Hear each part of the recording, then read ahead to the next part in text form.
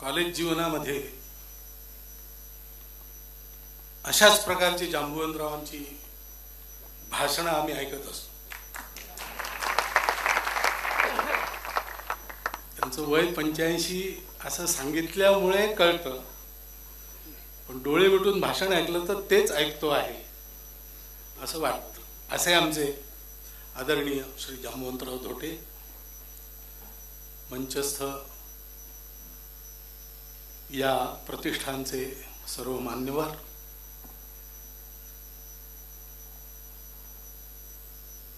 या कार्यक्रमाला निमित्त झालं स्वर्गीय विक्रमराव सावरकरांच्या स्मृती संबंधी जे पुस्तक आहे त्याच.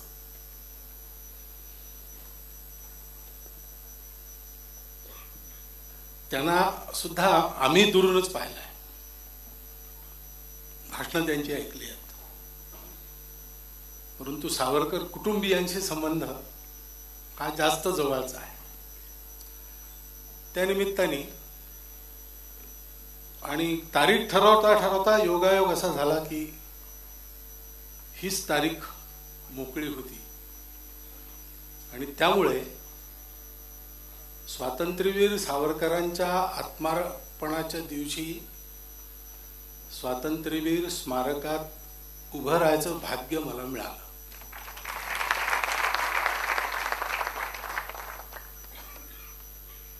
कारण स्मारकात आपण आहोत ते स्मरण करण्याकरता आहोत, म्हणूनच ते स्मारक आहे.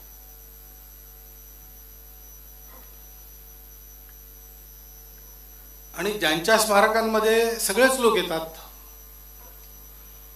केवळ रक्ताच्या नात्यातले आणि प्रेमाच्या नात्यातलेच येतात असं नाही, सगळेच येतात. सावरकरांचं ज्यांनी केवळ नाव ऐकलंय, केवळ पुस्तक वाचलंय अशी लोक येतात. त्यांचं स्मरण हे जनप्रवाहाला वळण लावण्याकरता आवश्यक असलेले काम प्रत्येकाने करण्याचं असतं. मार्गाधारे वर्तावे विश्व मोहरे लावावे असं संतांच्या बाबतीत म्हणतात. पण संत म्हणजे केवळ आध्यात्मिक उपासना करणारे नाही, तर त्या अंतरात्म्याचं नित्य भान ठेवून जगामध्ये जे कर्तव्य उपस्थित झालं असेल त्या कर्तव्य पालनाचं मूर्तिमंत असं जीवन जगणारे सगळे लोक संत आहेत असं मी मानतो. आणि त्याच्यामुळे दीपस्तंभासारखी त्यांची जीवनही पथप्रदर्शक असतात. आजच्या परिस्थितीचं फार नेमकं वर्णन जांबुवंतरावांनी केलं. परिस्थितीचं वर्णन करायचं असं म्हटलं तर मग आपल्या डोळ्यापुढे पुष्कळ गोष्टी येतात. त्या वेळचे इंग्रजीत म्हणतात इश्यूज, ते इश्यूज उभे राहतात. आर्थिक परिस्थिती, मग त्याचा अर्थसंकल्प, त्याच्यावर इथे भाषण होणारच आहे. अशा अनेक गोष्टी विस्तारपूर्वक डोळ्यासमोर येतात. अनेक संकटांचीही मोजणी केली तर संख्या भरपूर आणि संभावनांची मोजणी केली तर संख्या भरपूर अशी परिस्थिती आहेच. जगापेक्षा भारताची परिस्थिती आज बरी आहे, खूप चांगली नसली तरी बरी आहे. परंतु सगळ्या परिस्थितीच्या मुळाशी गोष्ट काय आहे?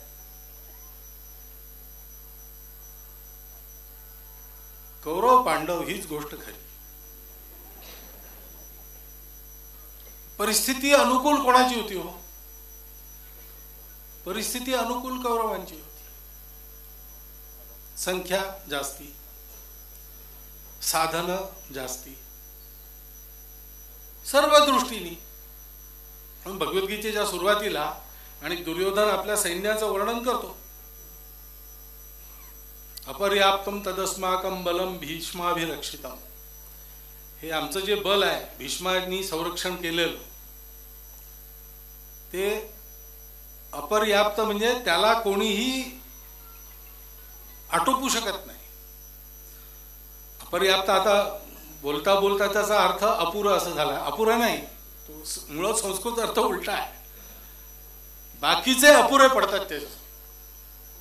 आणि हे भीमानी सुरक्षित केलेलं पांडवांचं बल हे आम्ही आपल्या आटोपात घेऊ शकतो. पर्याप्तम तू इदमितेषाम.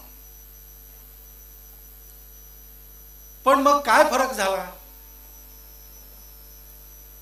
यतो धर्मस्ततो जया. आणि धर्म म्हणजे पूजा नाही. धर्म म्हणजे स्वभाव आणि कर्तव्य यांची सांगड घालून वागणं. मला एकट्याला नाही जगायचं, सगळ्या जगाला जगलं पाहिजे, तर माझा एकट्याचं जीवनही सुरक्षित राहील हे समजून वागणं. सावरकरांनी सगळ्यात पहिली गोष्ट केली, हिंदू या शब्दाला चिकटलेला एक संकुचित अर्थ त्यांनी दूर केला.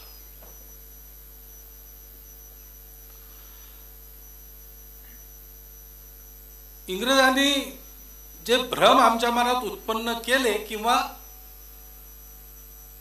अजाणता आम्ही त्यांचं अनुकरण केलं म्हणून आमच्या मनात उत्पन्न झाले, त्याच्यात ही एक मुख्य गोष्ट आहे. रिलिजन आणि धर्म यांचं त्यांनी समीकरण करून टाकलं. आमच्या देशामध्ये पूजा ही गोष्ट कधीच महत्वाची नव्हती.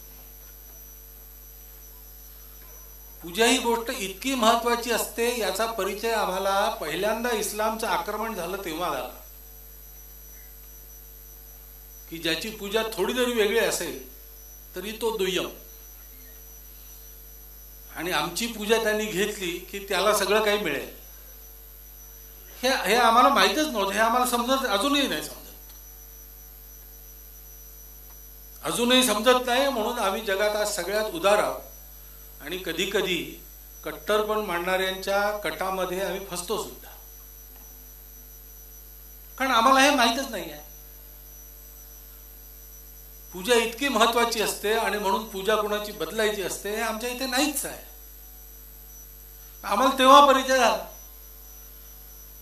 आणि मग रूढार्थाने ज्यांची पूजा बदलण्याकरता एवढा अट्टहास चालू आहे परदेशातून आलेल्या आक्रमकांचा, ते हिंदू. म्हणून हिंदू म्हणून ही सोडून बाकी पूजा करणारे.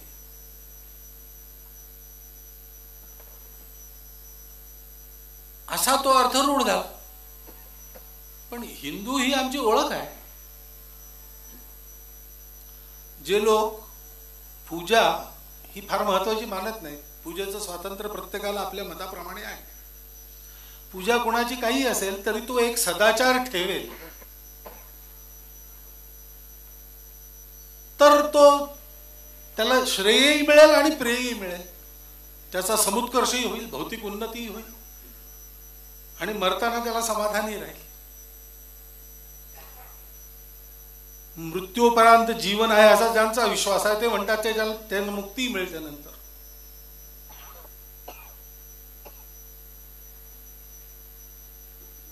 हे आम्ही मानतो, हे दुनिया मानत नाही. म्हणून आमची ती ओळख आहे की आम्ही त्या पूजेला फार महत्व देत नाही.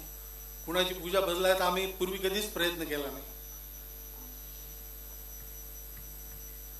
आम्ही हिंदू आहोत. हिंदू आहोत म्हणजे काय, हे सगळ्या विविधतांचा स्वीकार करून, ही सगळ्या विविधतांचा स्वीकार करण्याची बुद्धी ज्यात व्हावी असं समृद्ध जीवन ज्या भूमीच्या सुजल सुफल मलयज शीतलतेमुळे आम्हाला मिळालं, त्या भूमीला आपली मातृभूमी मानून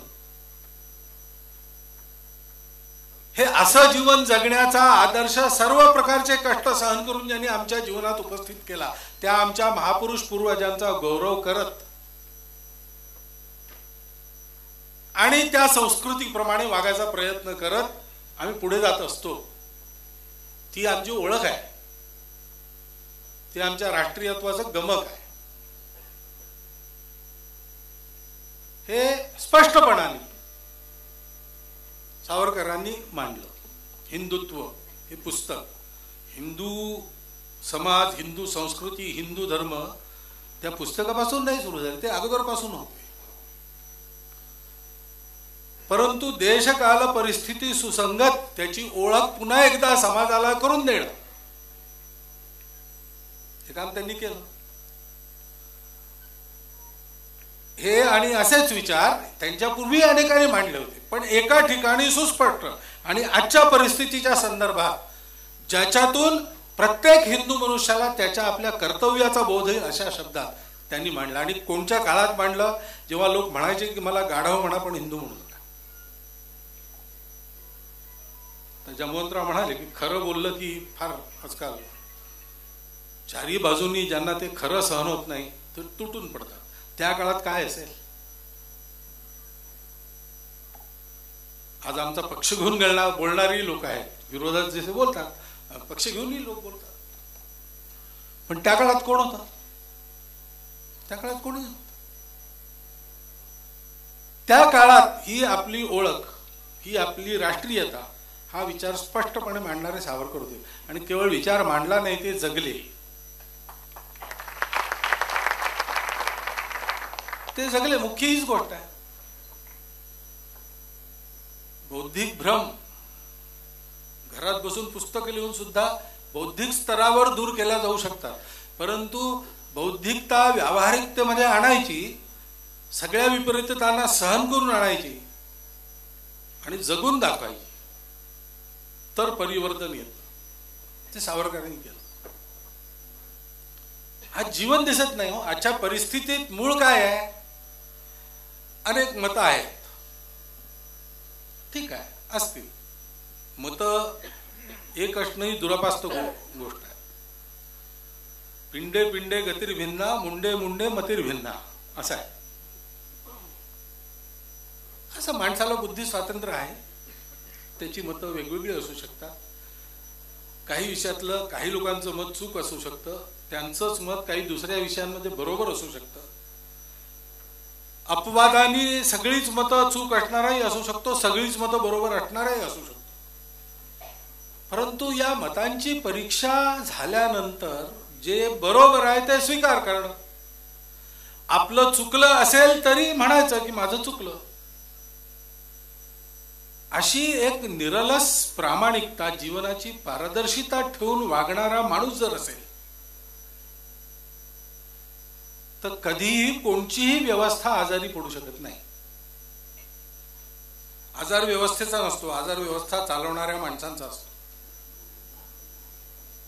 आपल्या देशात असा एक किस्सा चालतो, तो खरा आहे की खोटा मला माहित नाही, पण तो प्रसिद्ध झाला आहे इकडे तिकडे. एका मोठ्या नेत्याला परदेशातले एक मोठे नेते येऊन भेटले. ते म्हणाले, काय तू आपला प्रदेश चालवतो?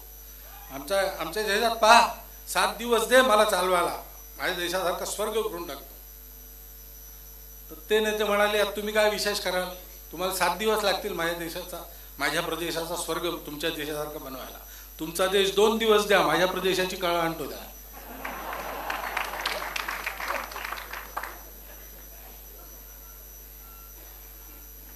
माणूस चालवणारा कसा आहे? सावरकरांचं स्मरण का करायचं की अशी घोर व्यवस्था, कौरव पांडव कुठे शोधायचे? सापडतच नाहीत. सगळीकडेच दिसतात. इतके रावण दिसतात की राम कुठून आणू असा प्रश्न पडतो. असे जेव्हा ठाव सुटतो तेव्हा असे महापुरुष जन्माला येतात. ते आपल्या जगण्याने हा सगळा प्रवाह सावरतात, विस्कळीत होऊ देत नाही. मार्गाधारेवरतून सगळं विश्व मोहरे लावतात. सावरकर हे त्या कोटीचे महापुरुष होते.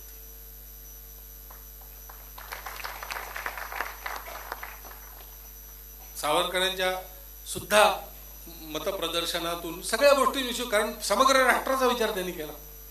त्यांनी काही आपल्या पक्षाचा विचार केला नाही, एका निवडणुकीचा विचार केला नाही.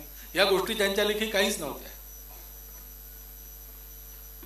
ते तर मृत्यूला आव्हान देणारे आणि सगळा वंश अर्पित करून टाकायला निघालेले क्रांतिकारक होते. हे काय बंधू असो तो जरी सात आम्ही त्वस थंडिलीच तिथले असे ते बळीनी. निर्वंश होऊन अखंड वंश ठरायची अशी मनीषा बाळगणारे क्रांतिकारक. त्याने या क्षुद्र गोष्टींची काय तर त्यांनी आपल्या देशाचा सगळ्या जीवनाचा विचार केला. त्याच्यामुळे त्यांची मतं आहेत. आणि ती मतं आजही सार्थक आहेत. त्यांनी दाखवलेली सगळी दिशा योग्य आहे. त्याच्यातलं म्हणजे विषय पुष्कळ आहेत आणि मतं पुष्कळ सांगता येईल. पण एक सारांश मी जेव्हा मनाशी विचार करतो, पहिलं त्यांचं तत्व आहे स्वातंत्र्य. स्वातंत्र्य म्हणजे स्वचं तंत्र. आमचा एक स्व आहे. जगाकडे पाहण्याची आमची एक दृष्टी आहे. आमचं जीवन त्या आधाराने तशा प्रकाराने फुलवलं की आम्हाला बरं वाटतं. आणि त्याच्यामुळे त्या स्वच्या आधारावर जीवनाची पुनर्निर्मिती ही आम्हाला करायची आहे. पण असं म्हटलं की लोक म्हणतात की तुम्ही पुराण मतवादी आहात, कारण तुमचा स्व म्हणजे वेदकाळापासूनचा आहे. इतक्या जुन्या स्ववर नवीन काळात कसं करणार असं लोकांना वाटतं. हा भ्रमचूक आहे. कारण सावरकर पहिली गोष्ट स्वातंत्र्य, दुसरी गोष्ट त्यांचा आवडता शब्द अद्ययावत, अप टू डेट. मी म्हणतो देशकाल परिस्थिती सुसंगत.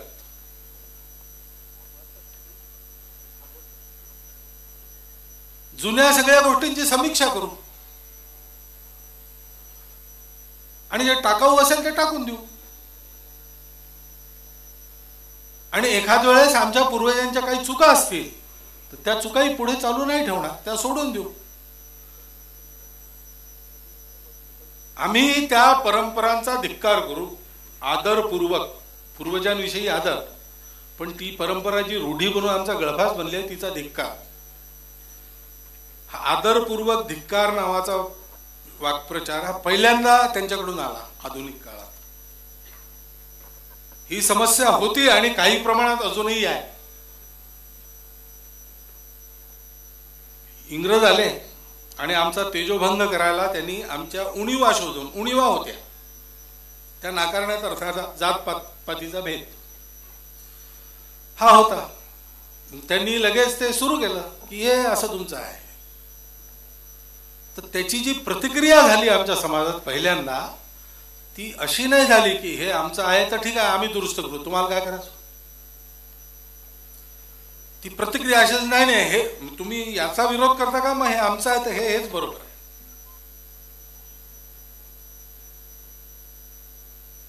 आणि त्याच्यामुळे सामान्य हिंदू फार पेचात सापडतो जर त्यांनी असं केलं तर. आजही सापडतो की कसं व्हा आम्ही त्यांना वाईट म्हणायचं, कारण हे तर त्या काळापासून चालत आलेलं आहे. ही तर अशी परंपरा आहे. लोक तर या ग्रंथातला श्लोक सांगतात. सावरकरांचं म्हणणं असं, ही कसोटी नाही, कसोटी आजच्या काळात सर्वांच्या सुखाकरता माझ्या स्वभावानुरूप माझं कर्तव्य काय आहे ते करणीय आहे. ते आहे म्हणजे आहे आणि याच्या विरुद्ध जे असेल ते चूक आहे. तेव्हाच्या काळात काही ठरवलं असेल आम्ही, तेव्हा आमचं ज्ञान भौतिक जगाचं ज्ञान हे एका मर्यादेत होतं. आता आहे विस्तृत, त्याच्या आधारावर नवा विचार करा. जुन्या चुकीच्या गोष्टी सोडल्याने पूर्वजांचा संस्कृतीचा अनादर होत नाही. मानसिकतेतून समाजाला बाहेर काढणारा हा विचार त्यांनी दिला. अप टू डेट, अद्ययावत, श्रुती स्मृती पुराणोक्त नाही असं त्यांनी स्पष्ट म्हटलंय. त्यांना श्रुतीबद्दल अनादर मुळीच नव्हता. श्रुती स्मृती पुराणांविषयी आदर ठेवूनही त्याचा आधार घेऊन ज्या चुकीच्या गोष्टी चाललेल्या त्यांचा आम्ही धिक्कारच करतो.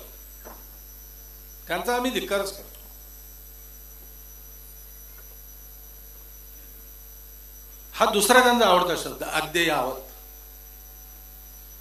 आणि म्हणून स्वच्या आधारावर देशकाल परिस्थितीला सुसंगत असलेलं तंत्र म्हणजे स्वातंत्र्य. ते स्वातंत्र्य ही दृष्टी त्यांची. आणि हे स्वातंत्र्य नुसतं असं तत्वाच्या बळावर चालत नाही. तत्वाला बळच नसतं. तत्वाच्या मागे आचरणाची शक्ती असावी लागते आणि तत्वाच्या मागे संरक्षणाची शक्ती असावी लागते.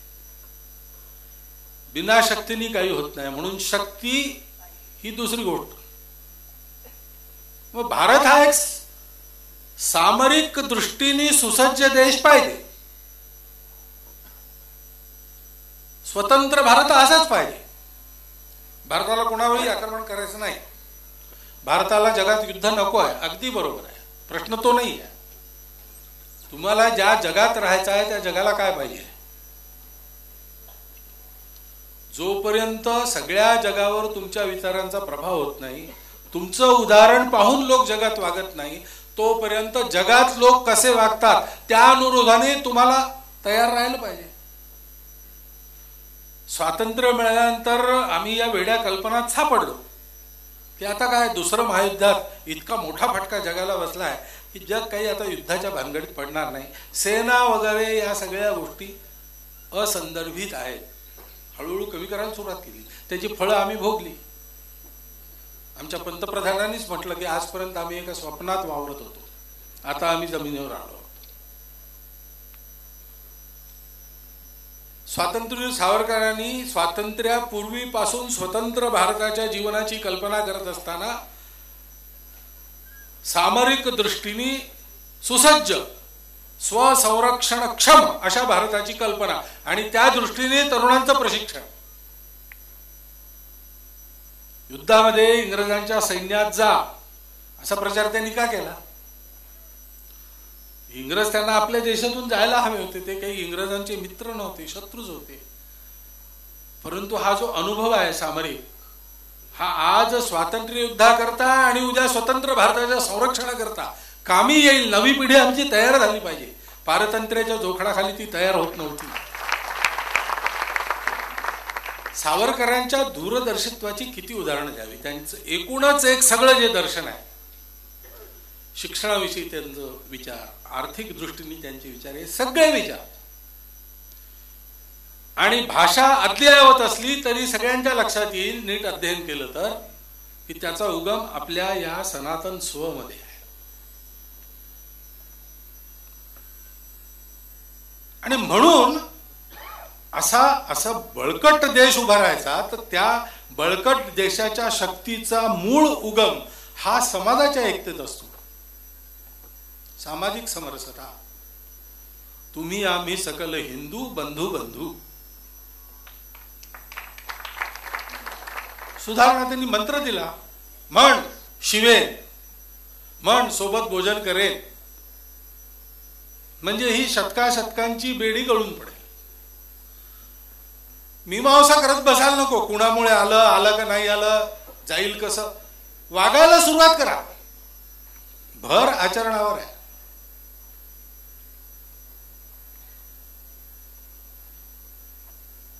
वागायला सुरुवात केल्यावर परिवर्तनाची सुरुवात होते. वागायला सुरुवात करण्याची बुद्धी तर सगळ्यांना समजते, पण हिम्मत व्हायला कोणीतरी पाहिजे असतो. तो कोणीतरी ज्यांना व्हायचं असतं त्यांचं जीवन म्हणजे सुळावरची पोळी असते. पोळी मिळतच नाही, सूळच मिळते. कदाचित परमात्म्याच्या समोर उभं राहिल्यानंतर स्वतः करता काही केल्याचा किंवा स्वतःला काही मिळवल्याचा आरोप लागू नये म्हणून असेल कदाचित.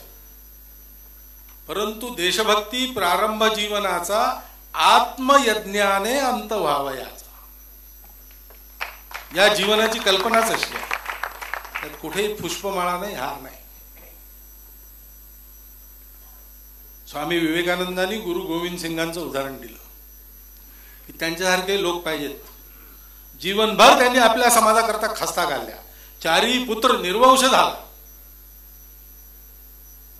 राज्य सोडून परांगदा व्हावं लागलं आणि परांगदा अवस्थेत मरण आलं. आणि हे सगळं करता समाजाने त्यांना कधीही चांगलं म्हटलं नाही, शिव्या दिल्या तरी हसत हसत स्वीकार करत त्याच समाजाच्या संरक्षणाकरता मृत्यूपर्यंत, आपल्या शेवटच्या श्वासापर्यंत सगळी शक्ती त्यांनी लावली. हा निर्धार असलेले तरुण पाहिजे असं विवेकानंद म्हणायचे. सावरकरांचं जीवन याच्यापेक्षा वेगळं आहे का? सावरकरांना समाजाने काय दिलं? समाजातला एक मुठभर वर्ग सोडून द्या, सगळा समाज म्हणून सावरकरांना काय दिलं? देशाच्या स्वातंत्र्याकरता 2 जन्मठेपेची शिक्षा झाल्यानंतरही त्या आक्रमकांना खडसावून की तोपर्यंत तुमचं राज्य राहणार आहे का अशा हिमतीने त्या सगळ्या गोष्टींना सामोरा जाणाऱ्या क्रांतिकारकाला स्वतंत्र देशामध्ये काल लाजिरवाण या आरोपाच्या अभियोगाकरता पिंजऱ्यात उभा राहावं लागेल.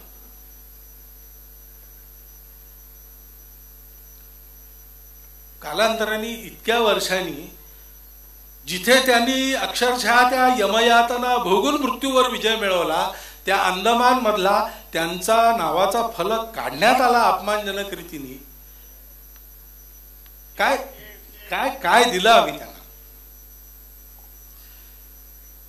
पण या सगळ्या सावरकरांच्या लिखाणामध्ये आपल्या हिंदुस्थानविषयी, हिंदू जातीविषयी एक शब्द तुच्छतेचा कधी आला नाही.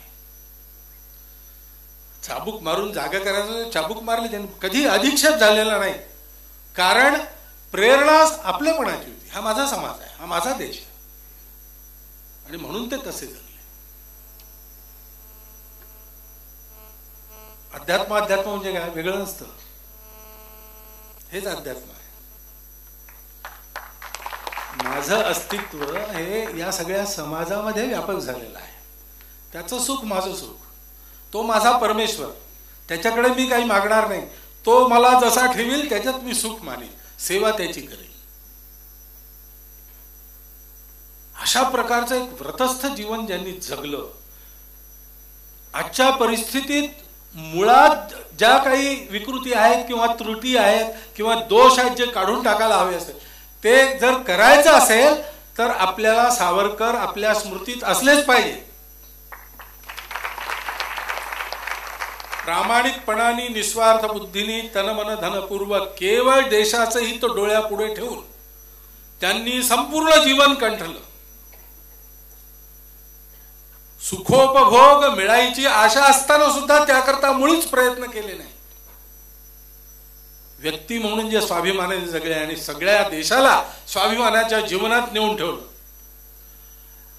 अशा व्यक्तींचं स्मरण करायचं असेल तर स्वातंत्र्यवीर विनायकराव दामोदरपंत सावरकर यांचं नाव पहिलं आहे आधुनिक भारतात. आणि म्हणून आज किशोरावस्थेत असलेल्या 10वी-12वीतल्या बालकांपासून तर सावरकरांचा काळ प्रत्यक्ष पाहिलेल्या वृद्धांपर्यंत सगळ्यांचं स्फूर्तीस्थान सावरकर आहे. ते जीवन आलं पाहिजे आपल्या जीवनात. कदाचित तितकं प्रखर येणार नाही, पण सर्व शक्तीनिशी ते व्रत पुढे चालवायचा प्रयत्न आपण करू शकतो की नाही. सूर्याला इच्छा झाली सुट्टी काढायची, 7 दिवस सुट्टीवर जाणार, मग चार्ज कोणाला द्यायचा, बोलवली सभा सगळ्या प्रकाश देणाऱ्या वस्तूंची. सगळे म्हणाले तुम्ही नसताना आम्ही तुमची बरोबरी कशी काय करणार. पण एक मिळमिळती पणती उभी राहिली, ती म्हणाली तुमची बरोबरी करू नाही शकणार, पण मी एक वचन देऊ शकते, तेल आणि वात असेपर्यंत मी जळत राहीन. आपण स्वातंत्र्यवीर विनायकराव सावरकर होऊ शकणार नाही, ठीक आहे, पण आपण आपली तेल आणि वात असेपर्यंत जळत राहू शकतो की नाही. स्वातंत्र्यवीर सावरकरांच्या भाषणातल्या शब्दामध्ये, सावरकरांच्या लिखाणातल्या प्रत्येक अक्षरामध्ये जी देशभक्ती अनुभवायला येते, जशी स्वामी विवेकानंदांच्या शब्दात अनुभवायला येते, ती देशभक्ती आपण आपल्या मर्यादित जीवनात आपली शक्ती जितकी आहे तितकी सर्व पणाला लावून आणू शकतो की नाही. ते करायची जरूर आहे, कारण इलाज तोच आहे. परिस्थिती अनेक प्रकारची आहे, त्याच्या उपायाची मतं सुद्धा पुष्कळ आहेत, पण उपाय प्रयोग करून पाहिल्यानंतर लक्षात आलं की चुकलं आहे तर ते पाठीमागे घ्यायचा प्रामाणिकपणाही आहे. स्वतःकरता काही नको, देशाकरता करतोय, देशाकरता करत असू तर भ्रष्टाचार नावाची वस्तूच राहणार नाही. आम्ही जे जीवन जगतो ते जीवन जर समाजाकरता जगत असू, आत्मनो मोक्षार्थम जगत हिताय असा जर आमचा बाणा असेल, स्वतःचं जीवन त्याला डाग लागू देणार नाही आणि देशावर संकट येऊ देणार नाही, या 2 तटांमधून जर आमचा जीवन व्यापार चालू असेल कुठल्याही क्षेत्रात, नेत्यांपासून तर सामान्य माणसापर्यंत, त्या देशामध्ये भ्रष्टाचार राहू कसा शकेल. त्या देशामध्ये फितूर गद्दार येतील कुठून. त्या देशाला दुःख दैन्य पाहायचा प्रसंग येईलच कसा. तो देश विश्वगुरु झाल्याशिवाय राहणार नाही. पण तसा तो देश व्हायचा असेल तर आपल्याला वारसा पुढे चालवला पाहिजे. आणि हा वारसा पुढे चालवणारे लोक आहेत. ते असल्यामुळे आज मी इथे मंचावर उभं राहून तुमच्याशी बोलतोय.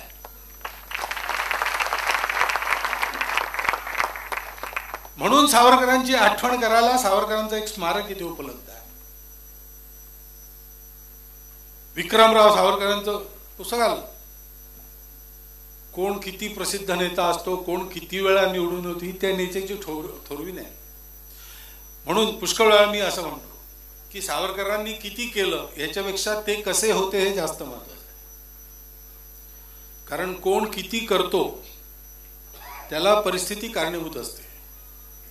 संघाचं 6वा सरसंघचालक मोहन भागवत याचं नाव जगात जितक्या लोकांना माहिती आहे त्याच्यापेक्षा डॉक्टर हेडगेवारांचं नाव फार कमी लोकांना माहिती होतं. याचा अर्थ मोहन भागवत श्रेष्ठ होत नाही. कारण मोहन भागवत किती लोकांना माहिती आहे हा प्रश्न नाही आहे. मोहन भागवत काय आहे.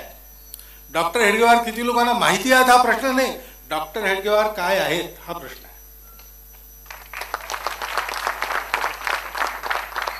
सावरकर, विक्रम सावरकर असोत की स्वातंत्र्यवीर सावरकर असो, त्यांनी विजय किती मिळवले, यश किती मिळवली, ही गणती ज्यांना करायची असेल त्यांनी करावी.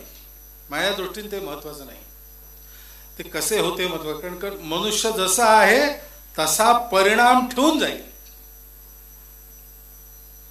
तो सगळीकडे माहीत होईल याची आवश्यकता नाही. आज पुष्कळ लोक आहेत त्यांना डॉक्टर हेडगेवार माहितीच नाही, पण त्यांना बाकीचे लोक माहिती आहेत ना.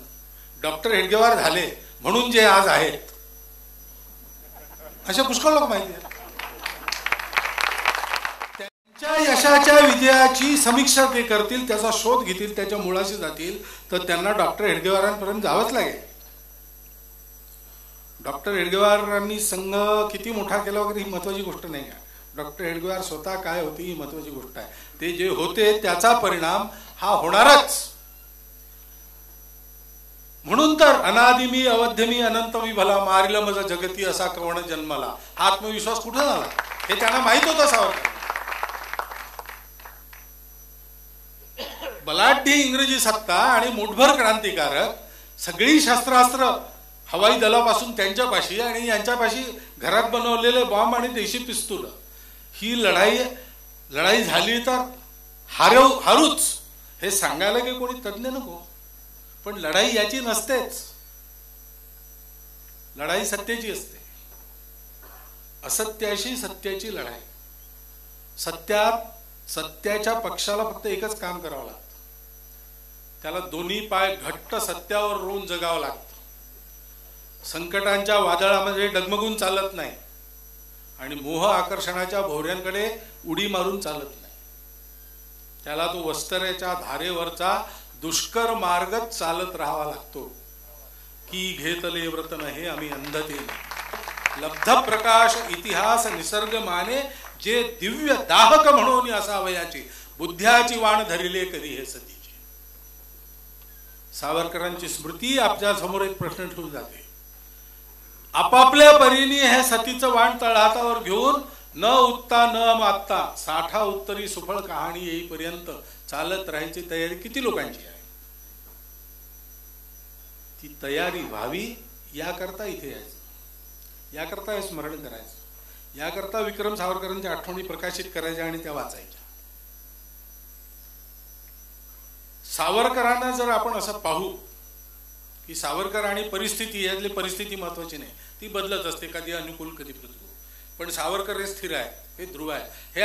हे एक माणूस कसा असला पाहिजे, माणूस म्हणून त्यांनी कसा जगावं, देशभक्त म्हणून त्यांनी कसं जगावं, एक सामान्य नेकीचा माणूस म्हणून त्यांनी कसं जगावं, कोणचंही परिमाण लावून पहा कसं जगावं. सावरकरांसारखं, विवेकानंद अशीच उत्तर येते. हे आपल्या जगण्याचं हे प्रमाण आहे, हे स्टँडर्ड आहे. माझं जीवन कसं आहे याची जेव्हा मी परीक्षा करेन तेव्हा सावरकर 100 डिग्री, त्याच्यात मी किती डिग्री त्यांना आणू शकलो आपल्या जीवनात हे मी पाहिजे. मग 30% वर तुम्ही पास माना किंवा फेल माना, 50% वर पास माना, तो तुमचा प्रश्न आहे. 1 डिग्री जरी तुम्ही त्या दिशेने गेलात तर परमेश्वर म्हणेल की पुढचाही जन्म तुला मनुष्याचाच देतो, कारण तू पुढे चालतोस.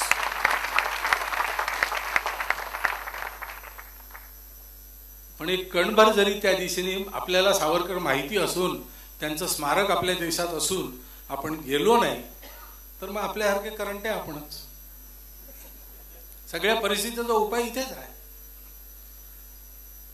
या परिस्थितीमध्ये जी संकट दिसतात, चांगलं वागायचं असले, या परिस्थितीमध्ये वाईट वागण्याची जी बक्षिसं दिसतात, त्या बक्षिसांना धुडकारून आणि वादळ वाऱ्यांना न घाबरता त्या रस्त्यावर जसे हे सगळे लोक गेले तसे आम्हीही जाऊ आमच्या परीने. ते 1000 पावलं धावत गेले, आम्ही मोठ्या कष्टाने एक पाऊल उचलून एक पाऊल पुढे जाऊ, पण त्याच दिशेने जाऊ. हा जर संकल्प आपण घेतला तर मग सावरकर आणि ही परिस्थिती यांचं नातं काय? गढूळ पाणी आणि तुरटी यांचं नातं काय? गढूळ पाण्यामध्ये तुरटीचा कडा थोडासा फिरला, बस पाणी आपोआप स्वच्छ. या गढूळ पाण्यामध्ये तुरटीचं काम आपापल्या ठिकाणी आपण करू, कमी जास्त ताकदीने करू, पण दृढतापूर्वक तीच दिशा ठेवून करू. तर मग या मार्गावर तुझं साठी मरण ते जनन, तुझं वीण जनन ते मरण, असा रस्ता आहे. या रस्त्यावर चालायचं आहे. ते पुरुषार्थी जीवन आहे, ते आदर्श हिंदू जीवन आहे, ते योग्य भारतीय जीवन आहे. सामान्य माणसाचं असो, थोर पुरुषाचं असो, ते जीवन ज्या ठिकाणी जितक्या प्रमाणात जगल्या जाईल तितक्या प्रमाणात परिस्थिती आपोआप ही सहाय्य करेल. दैव म्हणेल की तुझा पुरुषार्थ पाहतो आम्ही तुला अनुकूल. सावरकर आणि परिस्थिती म्हणजे काय? तर संकट आणि उपाय. परिस्थिती जर संकट असेल, सावरकर उपाय आहे. परिस्थितीचा तुम्ही कसाही विचार करा, ती किती चांगली असो की वाईट असो, जर सावरकर असतील तर ती परिस्थिती बदलणार हे निश्चित. ही बदलण्याची खात्री, हमी आपण उभी करू शकतो, कारण स्मृतीत आपल्या सावरकर आहेत. स्मृतीतून ते आपल्या कृतीत येतील. त्यावेळेला आपणही तितक्या अंशाने सावरकर बनू. आणि गावोगाव आणि वस्ती वस्तीत असे अंश मात्र सावरकर जरी उभे राहिले, तुझे तेज अंगी शतांशे जरीही उजाळून देऊ दिशा दाई दाई. दाही दिशा उजळल्याचं दृश्य आपल्या पुरुषार्थाने आपण उपस्थित केलाय. हे आपल्या सर्वांना पाहण्याची स्थिती आणण्याची प्रेरणा या संपूर्ण स्मृती वर्षामध्ये मिळावी ही एक शुभकामना देतो आणि धन्यवाद देऊन माझे 4 शब्द सांगतो.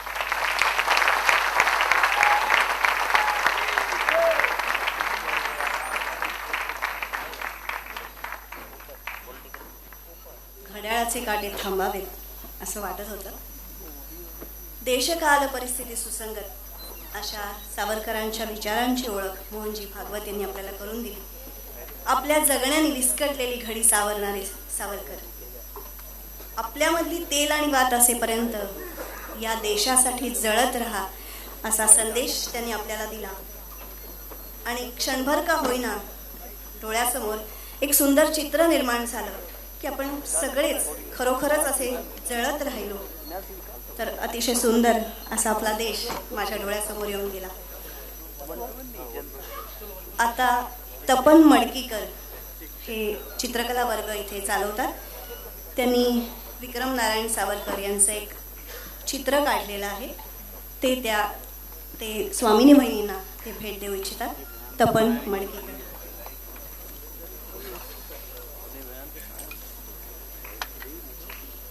प्रिंट आर्ट असं म्हणतात त्याला. गेले 1.5 महिना तो त्याच्यावर काम करतोय.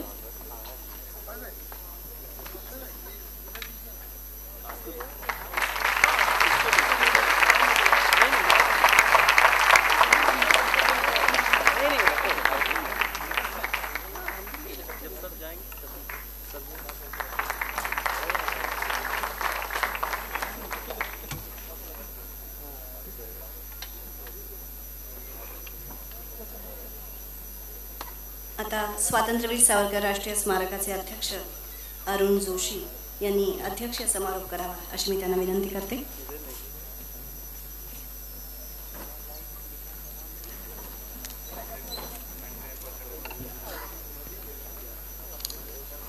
आदरणीय सरसंघचालक मोहनजी भागवत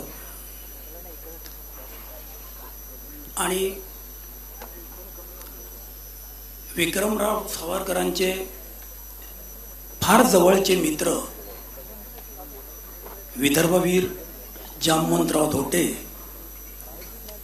यांनी आपल्या पुढे विचार मांडल्यामुळे आता फारसं काही सांगावं असं मला काही वाटत नाही. कार्यक्रमालाही वेळ झालेला आहे. मी या प्रसंगी एवढं सांगेल की याची 50 वर्ष जी झालेली आहे त्याची सुरुवात या दोघांच्याही माध्यमातून झालेली आहे. शुभारंभ फार चांगला झालेला आहे. आपण सर्वांनी वर्षभर स्वातंत्र्यवीर सावरकरांचा विचारांचा प्रसार वेगवेगळी कार्यक्रम घ्यावी एवढं या प्रसंगी मी आपल्याला सांगेल. आज प्रतापराव वेलकरांच्या पुस्तकाचं प्रकाशन या ठिकाणी केलेलं आहे. ते या ठिकाणी येऊ शकले नाही. ते दवाखान्यामध्ये त्यांना घरी पडलेत आणि ते ॲडमिट आहे. पण त्यांनी या कार्यक्रमाला शुभेच्छा दिलेल्या आहेत आणि त्यांच्या मंडळी या ठिकाणी घरची मंडळी आलेले आहेत. ठिकठिकाणी कार्यक्रम घेण्याचा प्रत्येक स्मारकांनी प्रयत्न केलेला आहे. मी या प्रसंगी एवढं एक सांगतो की अंदमानमध्ये स्वातंत्र्यवीर सावरकर विमानतळाला सावरकरांचा पुतळा आम्ही या ठिकाणी भेट दिलेला आहे. तो विमानतळावर आहे आणि आवर्जून बहुतेकांनी तो पाहिलेला आहे. पण अजूनपर्यंत आता तिथे सगळी मिटवलेलं आहे. ते आता तुम्ही ते पुढाकार घेऊन ते करावं एवढं या प्रसंगी मी आपल्याला सांगेन आणि मला अध्यक्ष समारोप करेल.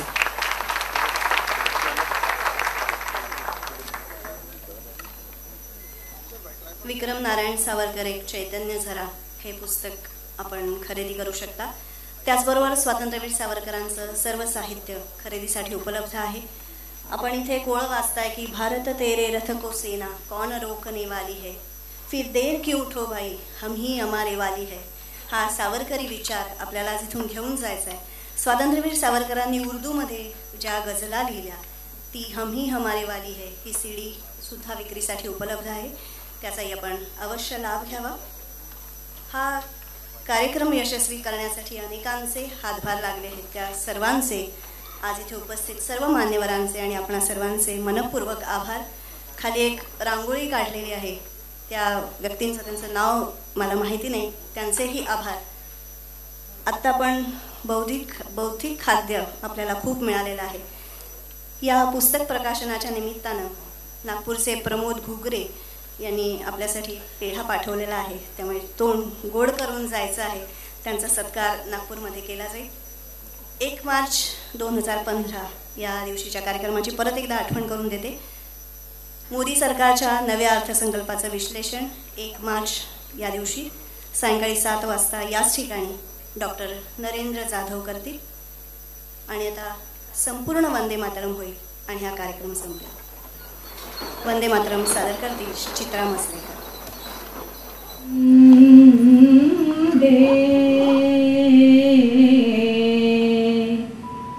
मातरम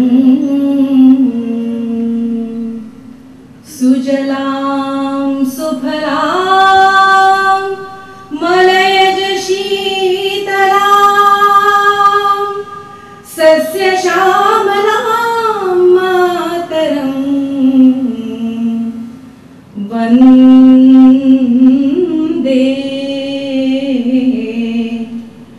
मातरं.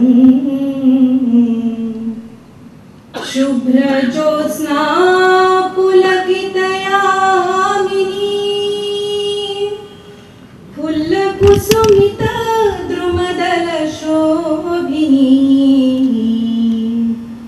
सुहासिनी सुमधुर भाषिणी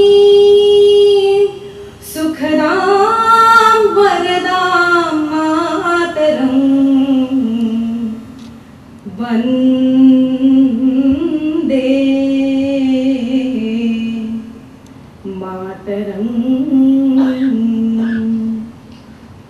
कोटि कोटि कंठ कल कल निनाद कराले, कोटि कोटि भुजैर धृत खर करवाले। के बोले माँ तुम अबले, बहुबलधारिणी नमामि तारिणी, रिपुदल वारिणी मातरं वन्दे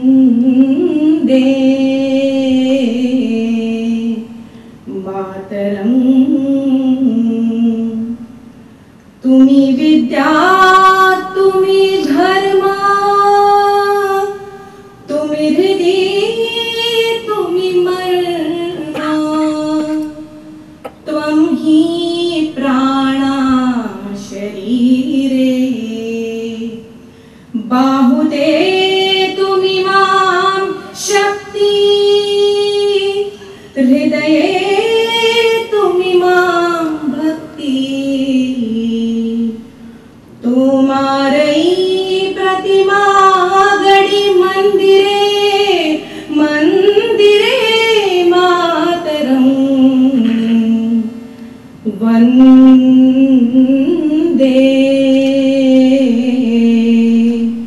मातरं। त्वं हि दुर्गा दश प्रहरणधारिणी, कमला कमलदल विहारिणी, वाणी विद्यादायिनी नमामि त्वां, नमामि कमलां अमलां अतुलां सुजलां सुफलां मातरं। श्यामलां सरलां सुष्मितां भूषितां, धरणीं भरणीं मातरं वन्दे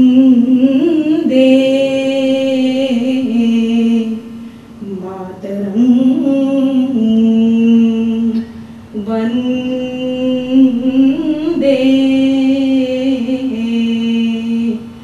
मातरं।